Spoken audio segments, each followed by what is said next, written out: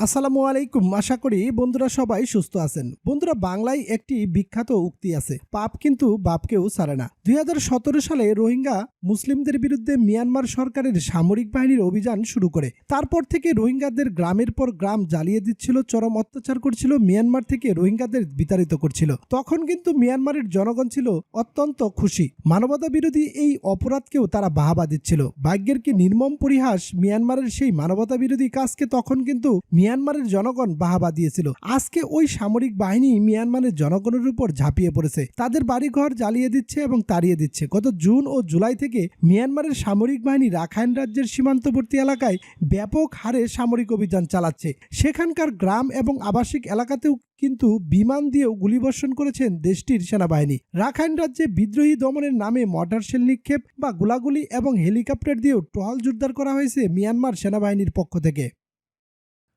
বন্ধুরা, মিয়ানমারের ভিতর গোলাগুলি বা মিয়ানমারের সেনাবাহিনীর সঙ্গে বিদ্রোহীদের যুদ্ধ হলেই বাংলাদেশের সমস্যাটি কোথায়? সত্যি কথা বলতে হ্যাঁ, কোনো সমস্যা থাকার কথা নয় বাংলাদেশের, কিন্তু যখন বাংলাদেশের ভূখণ্ডের উপর আঘাত আসবে বা গোলাবারুদ এবং মর্টার শেল শুরু হবে, তখনই কিন্তু আমাদের শক্ত হাতে অন্য দেশের উল্টাপাল্টা কাজকে অবশ্যই প্রতিহত করতে হবে।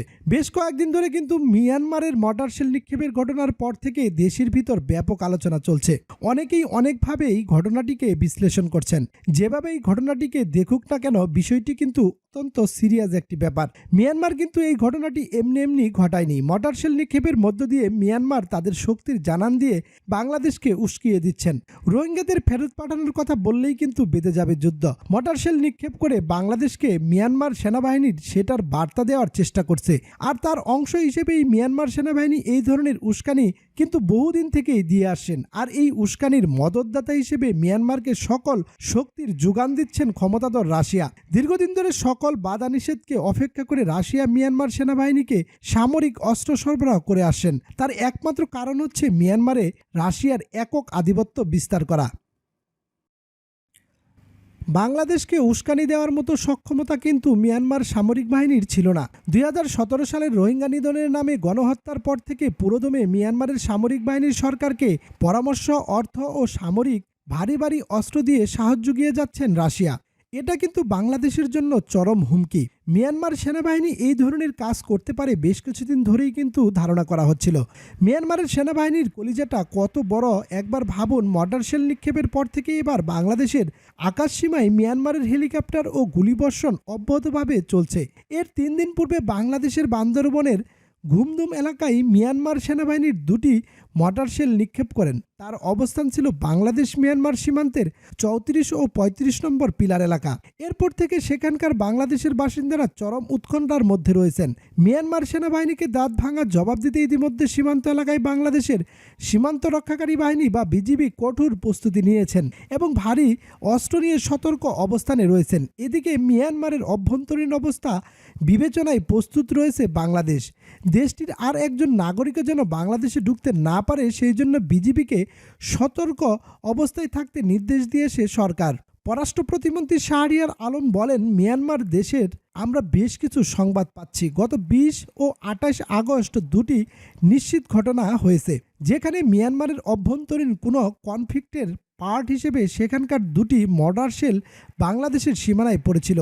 তার পরপরই 21 ও 29 তারিখ মিয়ানমারের রাষ্ট্রদূতকে ডেকে এনে প্রতিবাদপত্র দিয়েছি। বিস্তারিত আমাদের যতটুকু আছে জানিয়েছি তাকে। পররাষ্ট্র প্রতিমন্ত্রীর বক্তব্যের মধ্য দিয়ে ধরে নেওয়া যাক বাংলাদেশের পক্ষ থেকে মিয়ানমারের কর্মকাণ্ডের জন্য প্রতিবাদ করা হয়েছে। কিন্তু এখন প্রশ্ন হচ্ছে, মিয়ানমারের এই কর্মকাণ্ডের জন্য শুধুমাত্র প্রতিবাদই কি যথেষ্ট, নাকি বাংলাদেশ সরকারকে আরো গভীর চিন্তা করে দ্রুত ব্যবস্থা নেওয়ার দরকার মিয়ানমারের বিরুদ্ধে? আমরা যদি একটু পেছনের দিকে যাই, যেমন মাত্র 1 সপ্তাহ আগের কিছু ঘটনার দিকে, যেমন বাংলাদেশ অবস্থান করা রোহিঙ্গাদের যুক্তরাষ্ট্রে তাদের দেশে নিতে চাওয়া এবং জাতিসংঘের মানবাধিকার কমিশনের প্রধানের রোহিঙ্গা ক্যাম্প ঘুরে যাওয়া এবং পশ্চিমাদের কঠোর অবস্থান মিয়ানমারের বিরুদ্ধে, ঠিক তার 1 সপ্তাহ পরই কিন্তু মিয়ানমার সেনাবাহিনী বাংলাদেশের ভূখণ্ডে মর্টার শেল নিক্ষেপ করলো।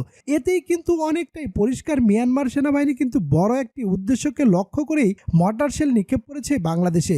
তারা বার্তা দেওয়ার চেষ্টা করছে, তোমরা পশ্চিমাদের নিয়ে যতই বিবৃতি বা কথাবার্তা বলো না কেন, আমাদের অবস্থান অনড় থাকলে আছে বা থাকবে আর আমাদের কিছুই করতে পারবে না, আমাদের পাশে শক্তিশালী রাশিয়া আছে, ফলে আমরা কখনোই রোহিঙ্গাদের ফেরত নিতে চাই না। মিয়ানমারের উস্কানিতে বাংলাদেশ পা দিবে না বলে স্পষ্ট করে জানিয়ে দিয়েছেন পররাষ্ট্র প্রতিমন্ত্রী শাহরিয়ার আলম। তিনি বলেন, উস্কানিতে বা ফাঁদে বাংলাদেশ পা দিতে চায় না, কারণ একটা দিকে নিয়ে যেতে পারলে তাদের একটা স্ট্র্যাটেজিক বেনিফিট থাকবে। রোহিঙ্গা নিয়ে যে সমস্যাটা, এটার একটা দায় আমাদের দিকেও চাপিয়ে দেওয়ার চেষ্টা করা হতে পারে, এর একটা ভ্যালু আছে। বন্ধুরা দেখেন, আমাদের ধারণার সঙ্গে কিন্তু পররাষ্ট্র প্রতিমন্ত্রীর বক্তব্যের সঙ্গে মিলে যাচ্ছে। এই যে মিয়ানমার ইচ্ছা করেই এই ঘটনাটা ঘটিয়েছে, তাহলে নিশ্চয়ই আমাদের শুধু প্রতিবাদের মধ্যে থাকলেই হবে না, অবশ্যই আমাদের আরো কঠিন কোনো সিদ্ধান্তের দিকে যেতে হবে। বন্ধুরা, কঠিন সিদ্ধান্ত মানেই কিন্তু যুদ্ধে জড়ানো নয়, অন্য কৌশল অবলম্বন করতে হবে, যেমন বর্তমান পরিস্থিতি সম্পর্কে কূটনৈতিক মহলকে অবগত করে রাখা।